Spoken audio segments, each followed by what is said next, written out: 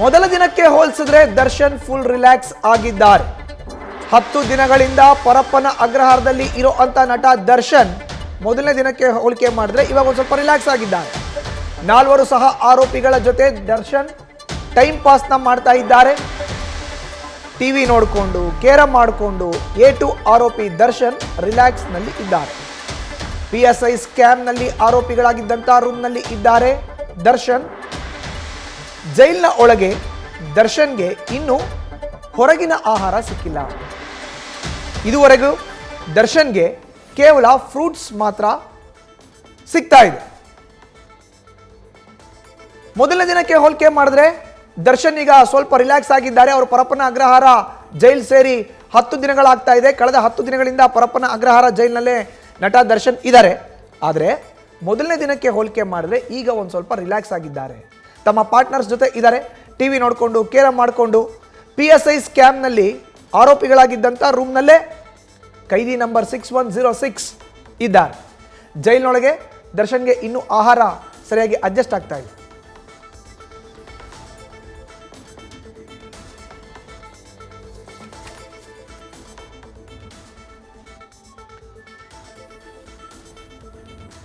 ಇನ್ನೂ ಹೆಚ್ಚಿನ ಮಾಹಿತಿ ನೀಡ್ತಾರೆ ನಮ್ಮ ಪ್ರತಿನಿಧಿ ಚಂದ್ರು. ಈಗ ನೇರ ಸಂಪರ್ಕಕ್ಕೆ ಜಾಯಿನ್ ಆಗಿದ್ದಾರೆ. ಚಂದ್ರು, ನೋಡಿ, ಆಸ್ಪತ್ರೆ ಹೆಸರಿನಲ್ಲಿ ಪ್ರತಿನಿತ್ಯ ಆರೋಪಿಗಳ ಭೇಟಿ, ಮಾತುಕತೆ.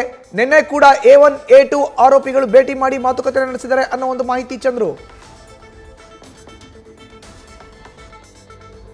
ಖಂಡಿತವಾಗಿಯೂ ಮಧು, ಏನು ಈ ಒಂದು ಪ್ರಕರಣಕ್ಕೆ ಸಂಬಂಧಪಟ್ಟಂತೆ ಈಗಾಗಲೇ ಎಲ್ಲ ಆರೋಪಿಗಳು ಕೂಡ ಜೈಲಿನಲ್ಲಿ ಇದ್ದಾರೆ. ಈ ಒಂದು ಜೈಲಿನಲ್ಲಿ ಇರಬೇಕಾದ್ರೆ ಕೆಲವೊಂದು ಆಸ್ಪತ್ರೆಯ ನೆಪವನ್ನ ಹೇಳಿದ್ರೆ, ಅಂದ್ರೆ ಅಲ್ಲಿ ಏನು ಮಹಿಳಾ ಒಂದು ಕೈದಿಗಳಿಗೂ ಜೊತೆಗೆ ಪುರುಷ ಒಂದು ಕೈದಿಗಳಿಗೆ ಇಬ್ಬರಿಗೂ ಸೇರಿ ಒಂದೇ ಆಸ್ಪತ್ರೆ ಇರೋದ್ರಿಂದ ಈ ಆಸ್ಪತ್ರೆಗೆ ಆರೋಗ್ಯದ ಒಂದು ಸಮಸ್ಯೆಯನ್ನ ಹೇಳಿ ಅಥವಾ ಇನ್ಸುಲಿನ್ ತೆಗೆದುಕೊಳ್ಬೇಕು ಅನ್ನುವಂತಹ ಒಂದು ಮಾಹಿತಿಯನ್ನ ನೀಡ್ತಾ ಆಸ್ಪತ್ರೆ ಬಳಿ ಹೋದಾಗ ಇಬ್ರು ಕೂಡ ಮುಖಾಮುಖಿ ಭೇಟಿಯಾಗಿ ಆ ಒಂದು ವೇಳೆಯಲ್ಲಿ 10 ನಿಮಿಷಕ್ಕೂ ಹೆಚ್ಚಿಗೆ ಕಾಲ ಅವರು ಅಂದ್ರೆ A1 A2 ದರ್ಶನ್ ಮತ್ತೆ ಪವಿತ್ರ ಗೌಡ ಇಬ್ಬರು ಸಹ ಮಾತನಾಡಿದ್ದಾರೆ. ಈ ಮಾತುಕತೆ ನಡೆಯಬೇಕಾದ್ರೆ ಎಲ್ಲೊಂದ್ ಕಡೆ ದರ್ಶನ್ ಅವರು ಪವಿತ್ರ ಗೌಡ ಅವರಿಗೆ ಏನೋ ಒಂದು ಸಮಾಧಾನಕರವಾದಂತ ಮಾತುಗಳನ್ನ ಹೇಳಿರುವಂತಹದ್ದು. ಏನೂ ಆಗಲ್ಲ, ಎಲ್ಲವೂ ಕೂಡ ಸರಿ ಹೋಗುತ್ತೆ, ಮುಂದಿನ ದಿನಗಳಲ್ಲಿ ಯಾವ ಕೂಡ ಕಷ್ಟಗಳು ನಿವಾರಣೆ ಆಗುತ್ತೆ ಅನ್ನುವಂತಹ ಒಂದು ಸಮಾಧಾನಕರವಾದಂತಹ ಮಾತುಗಳನ್ನ ಹೇಳಿದ್ದಾರೆ. ಜೊತೆಗೆ ದರ್ಶನ್ ಜೊತೆ ಇರುವಂತಹ ಏನು ಇನ್ನುಳಿದ ಇಬ್ಬರು ಆರೋಪಿಗಳಿದ್ದಾರೆ, ಅಂದ್ರೆ ವಿನಯ್ ಮತ್ತೆ ಪ್ರದೋಷ್, ಅವರು ಕೂಡ ಏನು ದರ್ಶನ್ ಜೊತೆಯಲ್ಲೇ ಆಸ್ಪತ್ರೆಯ ವಿಚಾರವಾಗಿ ಅಲ್ಲಿ ಹೋಗಿ ಇನ್ಸುಲಿನ್ ತೆಗೆದುಕೊಳ್ಳೋದು ಅಥವಾ ಸಣ್ಣ ಪುಟ್ಟ ಆರೋಗ್ಯ ಸಮಸ್ಯೆಗಳಿಗೆ ಹೋಗಿ ಅಲ್ಲಿ